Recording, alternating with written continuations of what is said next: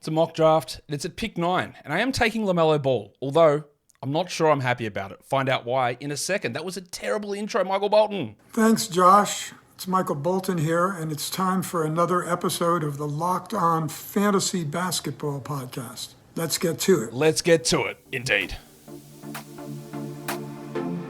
You are Locked On Fantasy Basketball, your daily fantasy basketball podcast, part of the Locked On Podcast Network.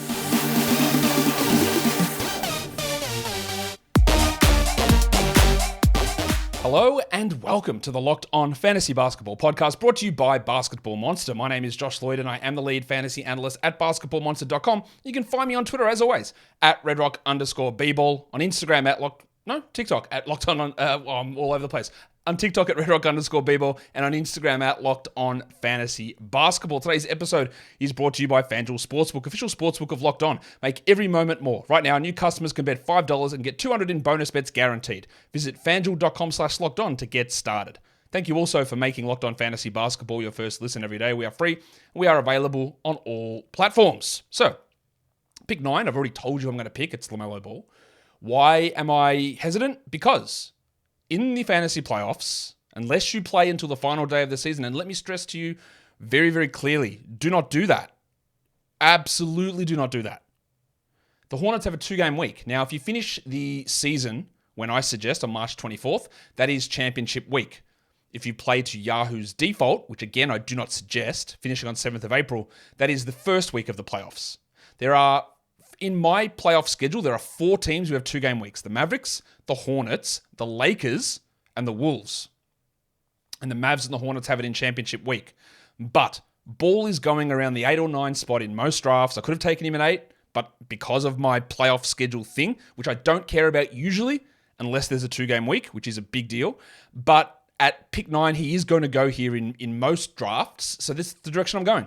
I could have taken Damian Lillard here, but I wanted to, after I did the Doncic one when he went at 6 and people really hated that, man, you're never going to get him at 6. All right, cool. Let's do Ball here at 9. That is more realistic as to how most of your drafts will go. So let's build a team around LaMelo Ball at number 9, understanding that I am pushing off him being the 9th pick because of that schedule issue and because that's just hard to deal with. A 2-game week. 3's fine. I don't really, unless you go 3-3-3 during playoffs, which is not a great idea, but a 2-game week is pretty disastrous for your first round pick. Once you get round 6, round 7, who cares? First round pick, it can be pretty disastrous. That is why I'm a little bit off LaMelo Ball at number 9, but from a per game standpoint, I think he's really, really strong. So we'll get to that in a sec.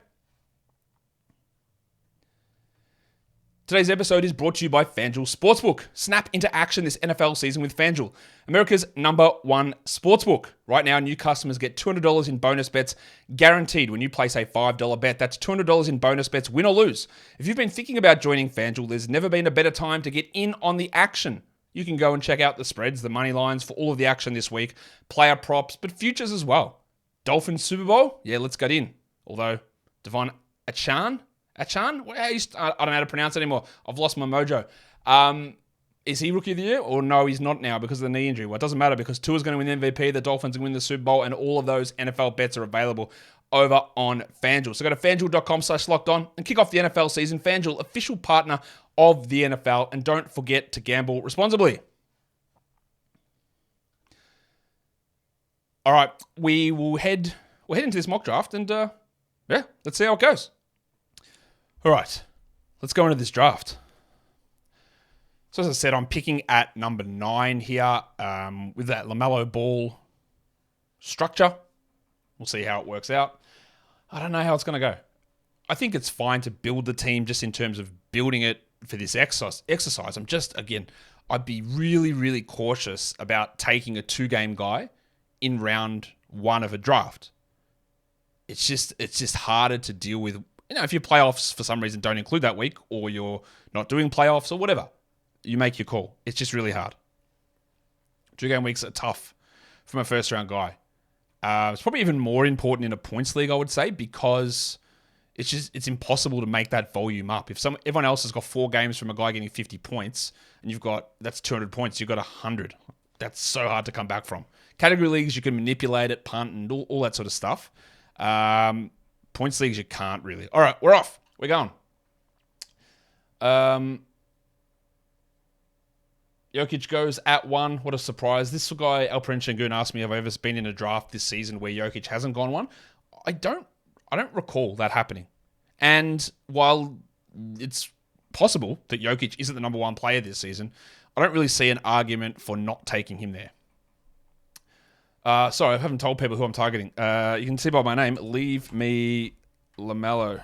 I would have thought that was obvious, but I should have mentioned that. So it goes Embiid at 2, Halliburton 3, Shea at 4. And by my name, you can see the name of my team is called the LaMelo Ball team. So I would have thought that one. Yeah. Anyway, Doncic goes at 5. That's where he goes. I would never take Doncic at 2, 3, or 4 ahead of these other players because of that week. Because the difference between them is minimal. I just wouldn't do it. So, Tatum, this is going to be Steph. And then what Bay Truthers does, I would assume Bay is going to take Saddiq Bey at 8, or he goes with Yanni at that spot. There we go. So it is my pick now. Let's start this off with LaMelo, who looked pretty good for the Hornets yesterday. One of the big questions, I guess, at the moment in fantasy is, what do we do with Talen Horton-Tucker? And while this first round plays through, I'll just talk about it. Horton-Tucker started both of the Jazz preseason games at point guard. He didn't start the second half, and I thought the Jazz starters looked pretty bad, and I don't think Talen Horton-Tucker is a very good player. He is young. He is younger than Ochai Agbaji. He's younger than Keegan Murray. He's been in the league 3 years or whatever it is now. His shooting's bad. His decision-making I don't think is good. His defense isn't good. I've got no problem drafting him. In fact, I think you probably should grab him. If he's going to be their starting point guard, he can put up numbers. And people will get confused often by seeing good numbers versus what are you actually doing. Like, he rendered so much of their offense almost like impossible to... It was shithouse. As simple as that. Most of their offense was really, really poor in that game. Now, what I'm definitely not going to do here is take Kyrie, because I don't want 2 guys with my first 2 picks with 2-game weeks in the playoffs. So what I am going to do, and I don't think I've taken him yet, I'm going to take Devin Booker here.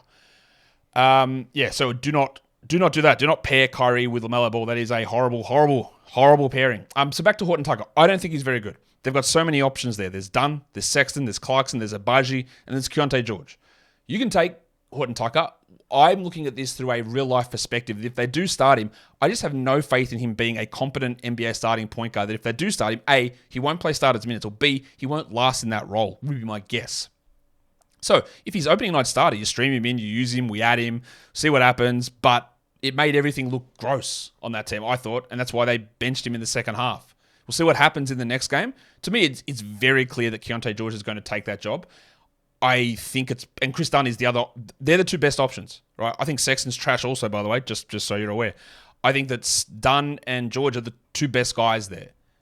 But it doesn't always matter what I think. I can look at that as a long-term thing. Like, eventually something will work out and they'll figure it out, but they might not. So just always be cautious of that. So anyway, there is going to be plenty, and this is the great thing about this, plenty of you will disagree. Well, Horton-Tucker's really young, Josh. I think he's excellent. I look at the numbers he puts up. I think he's got real potential. Cool. I don't, and you do, and that's totally okay. But that's when I'm talking about biases that you see, and I haven't really talked about this mock draft. I'll get to it in a second. When we talk about biases that we see, when you know that I talk about Horton-Tucker, know that I view him that way. And you might have a completely different perspective, and I will be wrong on plenty of players.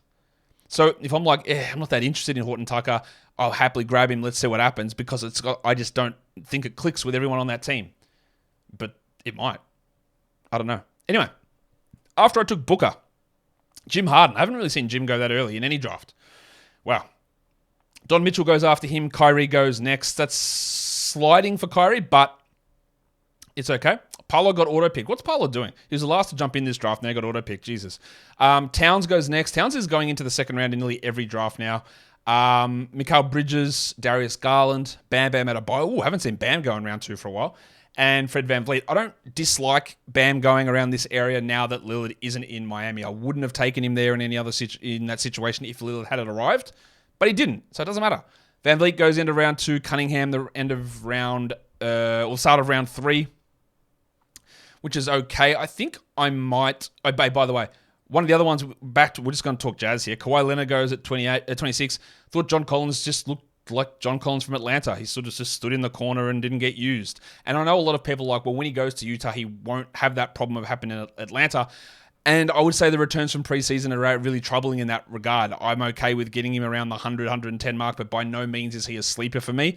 I'm just not sure that he's going to ever find that role back that he had 3 years ago. Having Horton-Tucker as your point guard doesn't help.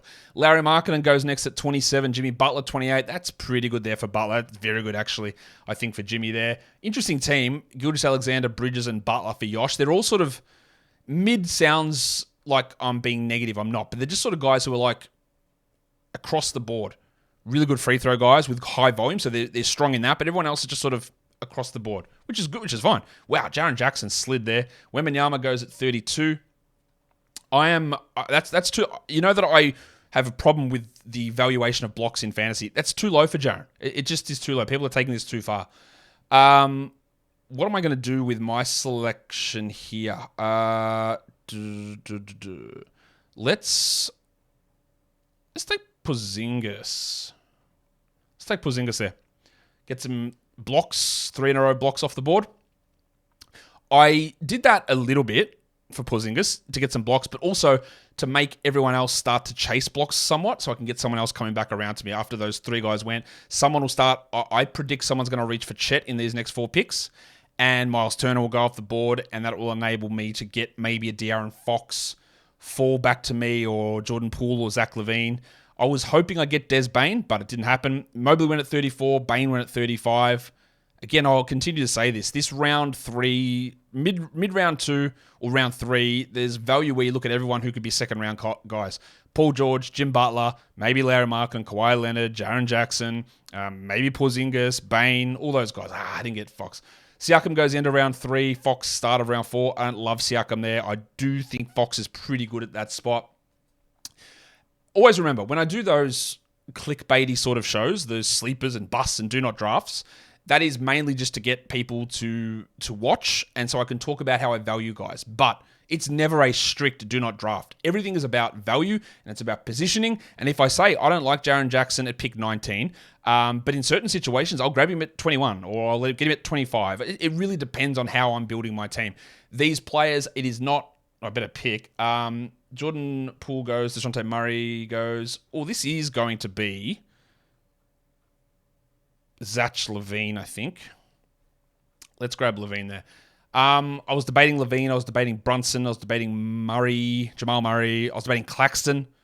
Interesting, the centers didn't go that I thought would. So that was interesting.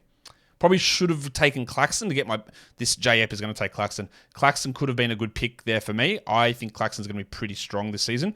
Anyway, so what I was saying is that you put these things out, this guy's a bust or he's a steal. It's all bullshit, right? It's all just stuff where I just want more. I want people to watch so I can explain why these things aren't true, with some exceptions.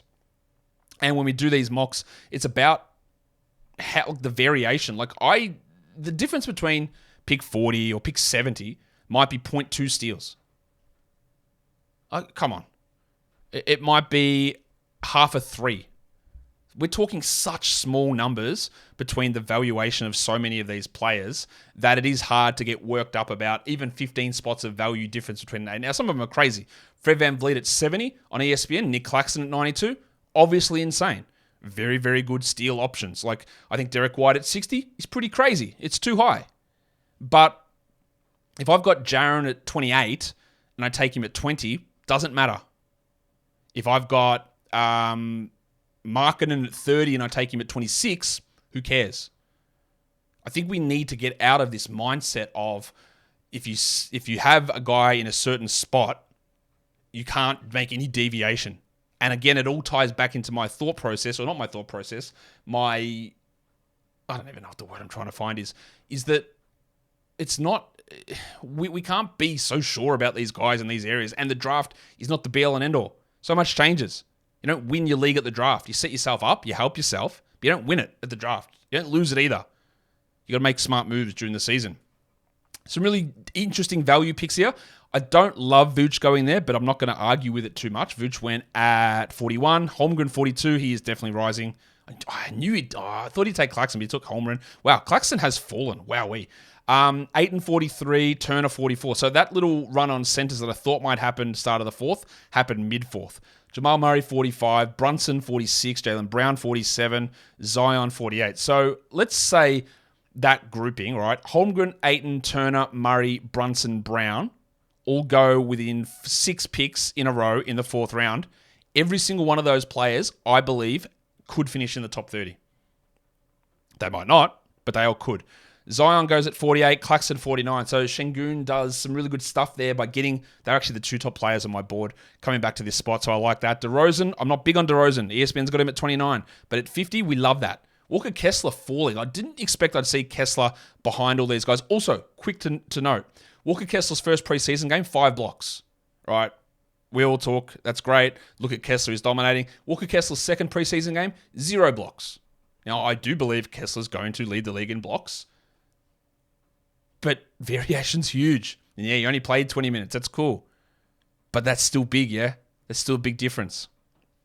Shout out to my man Dan Gafford getting 5 blocks yesterday as well. I know it was against nobody.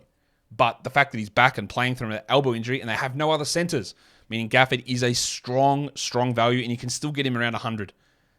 I think that's not going to last, but you can still get him at 100. After Walker, Kessler goes 51. Maxey 52, Şengün 53. Anunoby 54, J. Epp. What are you going to do? J. Epp, I see your name around a lot. I don't see you in these mock drafts much. And I try to keep these mock drafts so I'm not getting repeat names. Drew Holiday at 55. Okay, fine. Bay Truthers, when you're reaching for Sadiq, I tell you who I know my mind is racing here about what I am looking at or trying to do. One of the guys that always falls to me in this area is Bealo. So I'm going to take Brad Beal. I think that we are perhaps, as an industry, sleeping on Beal too much. Maybe. Oh, hey, someone broke up. Oh, me. Me. I'm the one who broke up the Giddey-Jalen Williams pairing by taking Brad Beal. So we go Giddey, Beal, Scott Barnes, Brandon Ingram. And then to finish round 5, this is going to be who? Randall? Simons? I think JJ might take Simons here. Jarrett Allen, he's sliding a little bit. I might want to go and get a shot blocker next. So Allen might be my dude. Or Jakob Poeltl. Or Gaff. Do I take Gaff? No, not in round 6. That's insane. Come on, Josh. Jalen Williams goes at 60 to finish off that round 6. So my team currently is pretty low in field goals. And by pretty low, they're at 47.6. Free throws are up at 85. Franz Wagner goes at 61. My rebounds are low. My blocks need some work. My assists are at 6 a game. My assists are higher than my rebounds. My scoring is very good. My threes are very good as well. But do I take Jarrett Allen here? I actually really believe that Gafford can return value around this area. I'm just not going to do it. Far out. Julius Randle was going to be my pick, and he just went at 62. And then Allen, oh no. All right, so let's refresh. What am I doing here? We're at 64. Maybe I normally would lean into Simons here. Yeah, I was going to say maybe I'll take Hero. Let's just take Simons. Vassell, another option there, or Kuzma. 5 seconds. No, let's take Simons. Get that points, threes, assists, free throws to a stage where I can ignore them in the next round when I look at Jakob Poeltl or Danny Gafford. Is Poeltl gone? You asshole, Bay Truthers, at 65. Poeltl is being underrated a lot, and this is a good spot for him. So Gaff is going. Oh, Gobert is still there. Okay, well he is, and Lopez. So Gobert is being very much disregarded at the moment, which is an interesting development. Okay. Mark Williams, had 3 steals, 2 blocks yesterday? You know that I have been big on Williams, on Gafford, as late round guys. They are coming in and in and in. And Mark Williams in round 6, absolutely, totally reasonable to expect him to bring that exact number back for value. Is it worth drafting him there? I think I'd almost rather someone else take him, unless I'm just super desperate for that stat set. Because other people will fall. And when I talk about Mark Williams early in the season, I go, well, why is he ranked so low? And this is crazy. Even at 105, it was 110, it was crazy to me. Now we're getting to the stage where it's like, yeah, I'm probably never going to have Mark Williams on my team if he's going round 6, and I reckon with another strong preseason game, he'll end up going end of round 5 is my guess. Devin Vassell goes at 71, and that will mean Gobert and Brook Lopez fall and fall. And I don't like getting Lopez at 60, but 75? 80? Sure. Tyler Hero goes, I think that's pretty strong, 72. Remember my Durant metric really loves Vassell as like a top 40 guy. I'm not sure I'm quite there on it, but again, I have to try and break my own brainwashing that Z scores are everything and that they are the only and just way of evaluating players. I came up with this other metric, and I'm not fully investing in it or fully thinking that this is the whole way to go through it. But I like to look at a blend of these things. And Vassell with that high number is very interesting. Oh, I do not like Tyus Jones there at 73. I don't know. I just think there is... Well, you know my thoughts on Tyus. Like, he's just a lower usage player. He can get assists, and that can be useful. And if you need him, go for it. I'm just not... Yeah. But you're on the turn, so he's not going to pick until the 90s, so that's okay. Fultz and Suggs with the starting backcourt for the Magic. I don't think that Anthony Black is going to play as a regular thing. I really don't think he can play next to those guys as a full-time thing. So just be really cautious about overvaluing some guys. That brings me to Bilal Coulibaly, who was great defensively. Now, there was no Denny Avdia yesterday. Johnny Davis looked... What is going on with his shot? Bilal, I think, is going to be in the rotation. If you want to take a flyer on him last pick, sure.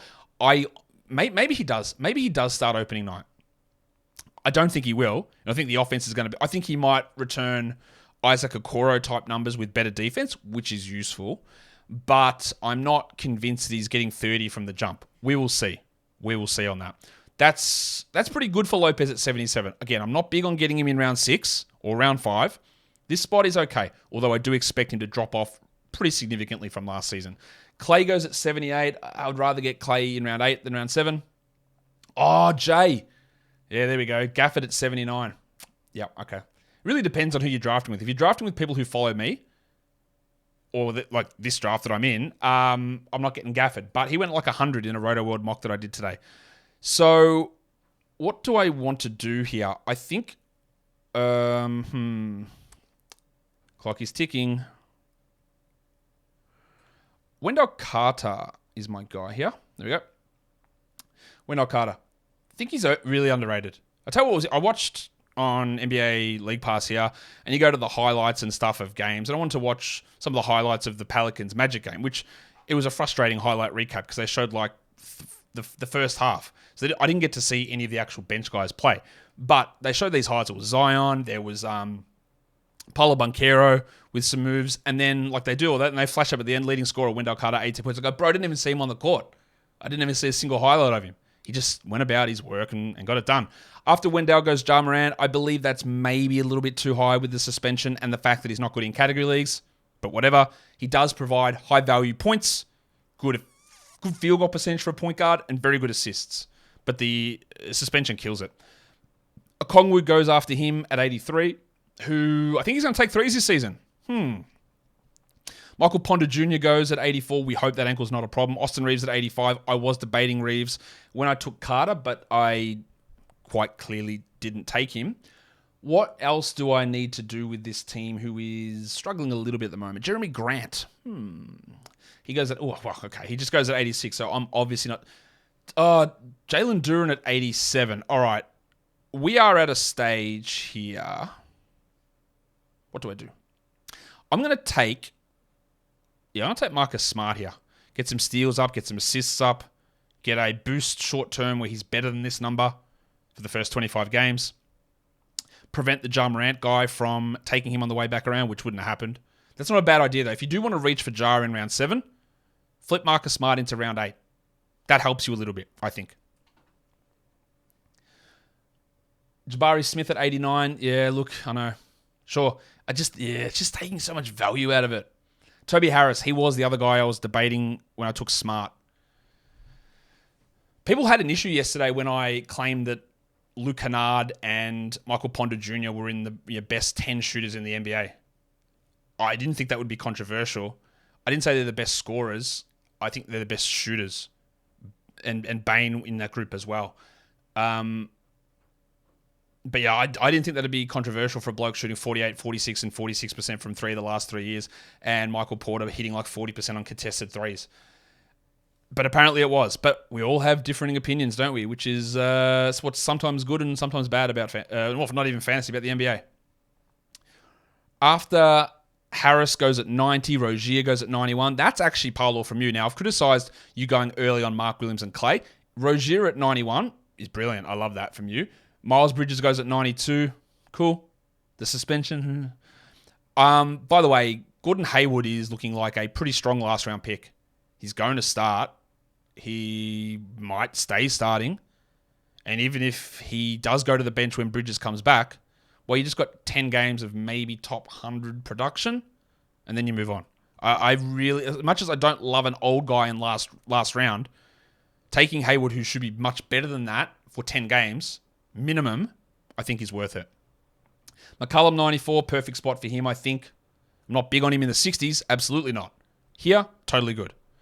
Someone, again, I'm not to call this out, but when someone has a comment to me, usually it means multiple people think the same thing or have that idea. And someone said, Josh, you're talking about CJ's free throw percentage. Well, he actually had a thumb issue last season. He had surgery on. 100% true. He did have that thumb issue and he played through it. The problem is that free throw percentage issues lasted 2 seasons. So it's not just from last season. It is an ongoing thing. And we've seen many players inexplicably become bad free throw shooters. Wiggins and Westbrook, the 2 names that spring to mind immediately, and they never recover from it. So if I have skepticism that CJ, after 2 down years in free throws, is going to jump back up. Maybe it happens, but it wasn't a thumb issue, and there is a little bit of history about guys not being able to push back up after somehow losing their stroke. Zach Collins, 98. He is creeping into the top 100. I don't know how much Wembanyama is going to play at center. I thought Goldfinger looked pretty good the other day, Charlie Bassey. I think Collins and Bassey are going to get those minutes, and Wemby's going to play the 4, which obviously impacts Keldon and Sohan quite a bit. We still don't know that starting decision. Oh, man, it's going to be interesting. Ben Simmons at 101. I think that's amazing. I think Simmons is going to end up going. Let's see what happens next preseason game. He's going to start going around 6 in some places. Getting him at 100 is very, very strong when you are dealing with a team with bad free throws. Now, you've got to be ready to deal with that. Now, Paolo, your team punting assists, obviously, is... Well, I say obviously, but maybe people don't see that, but you are obviously punting assists. You took Valanciunas there. Your team looks pretty strong. Simmons goes to the Cotolino team, which is a punt free throw team. My team needs to build... I've got good points, threes, assists, and free throws. Strong steals. I do need to get some blocks going, I think, though. If I can. D'Angelo Russell goes at 104. Is there anyone... No. What we're going to do... Where's Asar? As my clock runs down. Let's take... Is this a flyer? No. Let's take Wiggins. Sorry. Faked you out. I just don't want to do Asar in round 9. There's too much negative on both percentages, but my field goals are pretty trash anyway. And I think I've got enough free throws to hold him, but I will definitely be getting Asar if he comes back around to me. He has got forward eligibility, which is also very useful. So John Collins goes 103, Russell 104, D'Angelo Russell, Trey Jones 106, which is 1 pick after I picked Wiggins. I think Wiggins is going to be frustrating at times, as he always is, but I think he's pretty strong in this area.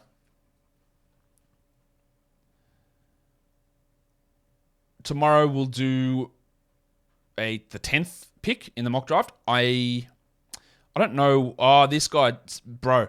I don't know if you're trying to annoy me by taking Saddiq Bey. I don't care. I think the bloke's trash. And getting him at 107 has no value whatsoever. I like getting Saddiq Bey at 130 or 127 or 140. I don't like getting him at 100. Keegan Murray goes, maybe a bit early. Dinwiddie at 108 or 109, sorry. It's okay. What I was going to say is 10th pick tomorrow, but also there's going to be a points mock that comes today or tomorrow. And I think I'm going to host it on Fantrax just because it's easier to wrangle from a production point of view versus Yahoo is just harder as a commissioner to set things up. All right, so now Bruce Brown goes. Now let's take Asar. All right. At 112. Is he one of my starters? Yes. But I think what I can do then in the next round is target like a PJ Washington Jr. and get him on the way back around. He should be an option for me there. That's my aim. Gaz Trent at 114. I don't like when Trent goes in round 9. In round 10, I'm on the fence. But we'll see. I do worry about his playing time. Aaron Gordon, 115. Gordon, I feel like there was 2 weeks ago where Gordon wasn't even getting drafted in 12-team leagues, and now people are catching on to the right move, and they're doing that, so good for them. Yosh gets Benedict Mathurin at 117. Yeah, he needs to be drafted. Look, I was getting him round 11 in most drafts. Started at round 12, going round 11. Now he's going 10. Oh, that is horrible. Oh, I'm sorry to say. You are taking Horton-Tucker there. I just had a whole diatribe on it, which you didn't hear. That's horrible to me. I don't get it. He's terrible. He might start. It's just not going to last. And I think you've burnt pick 10. But circling back, bias. I don't think he's good. So I think eventually they'll realize, oh my God, you are not good. And they'll bench him. But maybe they don't. And maybe he is good. And maybe I'm wrong. Which I have known to have been many, many times. Despite what the haters might think, who claim that I never think that I'm wrong. Steven Adams, 120. Keldon Johnson, 121. Fine. The Adams-Capella combo is an interesting grouping, but you've already got Zion and Clax. So you are punting free throws. I'm guessing. What's Alperen Şengün's team's free throws at? 77. Well, sorry, that was 77 before adding Steve Adams. So he is in a punt situation. Where is he? He's now 74. Holy shit. There are 4 teams, holy crap. 4 teams projected to have 74% in free throws. So what makes that interesting is that all those 4 teams are all bad at free throws, but they can all beat each other. So they're going to win. Let's say you play each team twice. There's a chance for those guys to get 6 category wins in free throws by playing each other. Very interesting. There will be people who have the line of thought that if you're punting free throws and other people start to do it, it loses its value. In this situation, punting those free throws actually means that you've got more of a chance of winning those free throws against more teams. So I need to look at the maths of this and think about it I'm thinking off the top of my head. But that might actually help, is that you've got a chance of winning that category way more times than you would if you were the only one. Very interesting. Very interesting. Amen goes at 128. Yeah, I love Amen. I really don't know how much they're going to play him. All right, so one of my other favorite upside guys is still available. Let's do it. I haven't been able to get Paul Reed very often. Some people are getting him round 9. I think the hype is cool. People are jumping on the other hypes. So let's take Paul Reed there at 129. Does it make my projected standings look worse? Yeah. It's not what it's about, though. I don't win a league by winning projected standings. I win a league by hopefully hitting on a bloke who jumps 50 spots, which he can do. Always be aware of that. It's not a win necessarily to get Mark Williams in round 6 or to get Horton-Tucker in round 10. If you get him at round 14, Horton-Tucker, and he does become a 9th round player, that's a W. That's how you win a league. If you get him in round 10 and he becomes a 9th round player, well, who cares? It doesn't really do much. Jaden McDaniels goes 130. Boyan at 131. Obert Toppin 132. Dennis Schroeder at 133. Jarris Walker's first game, excellent. Second game, not so good. We never publicize the bad ones, though, and I always feel like a hater when I do it, but it is very important to note. Rowan Barrett goes in round 13. I'm not a big Barrett guy, pretty obviously. Sexton goes at 135. Who, by the way, if I think Horton-Tucker is bad, I also think that Colin Sexton is bad. Do I take just another Jazz point guard option? No. Oh, has Kobe White gone? Looks like he has. I just must have missed it. Yeah, all right, I missed that somewhere because he would have been a good option. Oh, there he went. Started around 11. So he's the flavor of the month. Let's take his Bulls teammate. We're swinging again. Pat Williams. Sorry, but it's not currently my turn. Okay. I got auto-picked for quickly. I don't hate it, but it's not what I wanted to do. That's fine. He goes back in my queue. Well, that's what happens when you talk too long. Ivy, Herder. I don't know about Herder at 138. Again, it feels like it's winning the projected standings. I don't see the upside for it. Joshua Richardson, I believe, is going to start. Oh, I didn't like that Portis pick. That's not terrible. I do like the Rob Williams pick here from J. Ep, though, in round 11. That's very good. D'Anthony Melton, this is the right spot. If you're taking him in round 9, I don't think it's good. Round 11, round 12 for Melton is really strong. I wonder who is going to reach up and take Jalen Johnson. I'm going to put Chris Dunn in my queue. And Derek Lively, good pick from you there as well, Yosh. Jordan Clarkson goes 142. I am souring on him. It doesn't look like he's going to start for whatever reason. Also, even if they start Abaji, don't draft him. He is not good. Zubats is the interesting one here. I think that Zubats has got absolutely no upside. But when you head round to round 13, the upside comes in. It gets baked in, doesn't it? You're getting 30 spots of value. Well, okay. You got him at 143. That is still actually value. Even though he might be the 110th best player, you don't want to take him there. Grimes goes at 144. The next, I'll tell you where it's getting to. Ooh, I like it from you, Alperen Şengün. You didn't hear me talk about Hayward, but you just did it then. You took him in the right spot. Herb Jones hasn't gone. Now, I'm not big on Herb. Oh, there he goes. I'm not big on Herb Jones at 100, but at 146, yeah, you do it. Again, the value is baked into the spot. Jalen Johnson started last game, but old mate DeAndre Hunter didn't play. Now, is DeAndre Hunter good? No. Does Quinn Snyder have anything committed to DeAndre Hunter? Also no. So could he start Bay and Johnson together? I mean, it's a long shot, but I'd be pretty excited. So that's all I want to do. I just want to... Why is Damian Jones on my... What the hell? I don't want Damian Jones on my queue. Huh. Yeah, I'm out on Christian Wood. I don't think he's going to play enough. Christian Wood goes at 149. Sohan 148. Malik Monk 150. Monk's a fine pick there. Pat Williams, okay, well, that one's done. Good pick from you, J-Ep. I didn't like your Herder pick, but I do like your Williams pick. Avdia goes at 152. I wonder if anyone will take the flyer on Bilal. I'm going to throw him in the queue. JIC. Avdia goes 152. We're getting close to where there's value here for Brogdon as well. Oh, it's my pick. Let's do it. Let's take Jalen Johnson there. Let's take Jalen Johnson. And then I hope I can get one of Dunn or George or Bilal on the way back around. Really just trying to... And again, when I'm picking at the end of the first round like this, you gotta take swings. You pretty much have to, I think. Norm Powell goes there. John Isaac, who had 2 blocks in 12 minutes yesterday.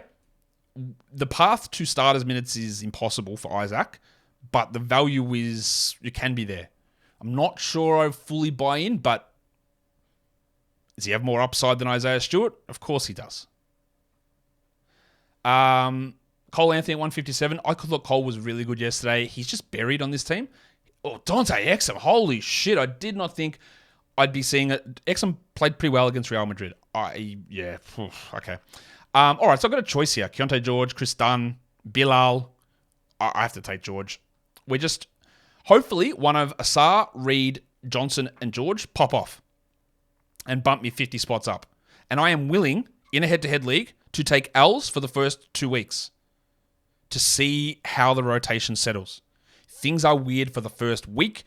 At a minimum, probably 10 days, maybe 2 weeks. And usually... So many of the teams that win their fantasy league have terrible first weeks because they don't overreact. Now, if a good player pops off the wire, you add them and you have to make those moves. But you also got to make sure you don't cut bait too quickly on guys. It is a delicate balance for sure. Kyle Anderson goes at 161. Barnes at 162. Will Barnes beat this number? Pretty sure he will. Will Anderson beat this number? Also pretty sure he will. Is it worth having him there? I don't know. I'd much rather Anderson than Barnes, though. Suggs at 163. Started over Gary Harris. Will he be good? I don't know. But it's worth having a look at. Kelly Olynyk falls into the Barnes-Anderson group. Olynyk was awesome last season, but the role isn't the same. Bones Highland, I have absolutely no interest in taking Bones Highland in a draft. The Clippers 240 game is one of the hardest things to do. There's 12 rotation players on that team. And...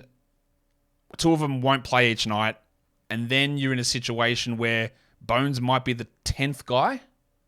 Did he play 12 minutes a night? I don't know. Horford at 166. Again, think there's no upside, but there's probably 40 spots of upside at that spot. The problem you have with Horford is all the back-to-backs. But I would never take Al in round 11. Never.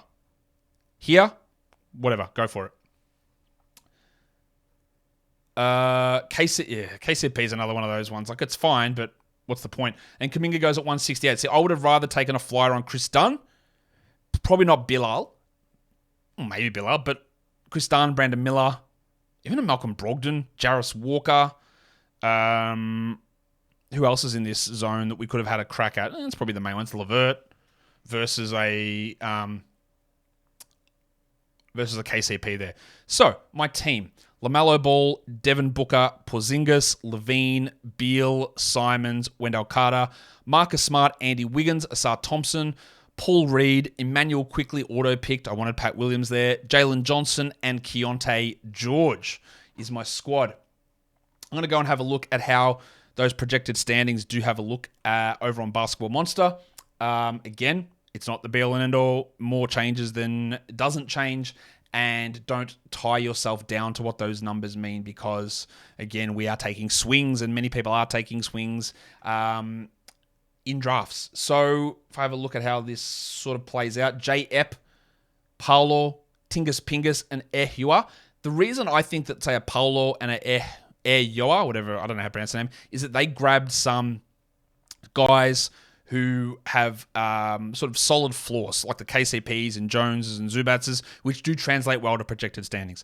But it's very hard to project the pop-off players if you're trying to be realistic with it. And that means that those guys, those pop-off projection guys, always drag your team down. But if they hit, and when you cycle through the wire, that gives you the ability to push up. So I was in 5th on this squad with, looked like I would beat Tingus Pingus head-to-head, but the others would beat me. Then it was Şengün, Yosh, JJ, Bay Truthers, Chess, Maple, Jordan, and Cotolino. But do not take any of that stuff to heart. It's not, again, nowhere near the be-all and end-all of your season or anything like that. Understand the limitations of what those projected standings actually show. Just another quick one. If you want to look at Yahoo projected standings when you do a Yahoo draft, I take a lot of pride in the work that I do at Basketball Monster in projecting everybody out and trying to make it realistic. So I look at my projected standings and go, this is what I think is going to happen. Understand that I'm going to be making changes every single day during the regular season. I get that. But there are things that are inexcusable to me in terms of projections. And when you look at projected standings on Yahoo, this is where it comes from. I've already talked about the fact that they expect Anfernee Simons to average 31 points a night if he played 82 games. And if he didn't, if he played 70 games, they would be projecting him at 35 points a game.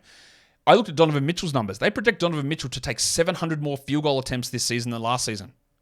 And they expect him to make 4 fewer free throws and make 3 extra 3-pointers.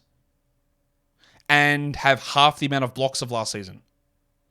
Now, the blocks might be half of last season, but why would he? They've got Steph Curry projected for 950 extra field goal attempts, season over season.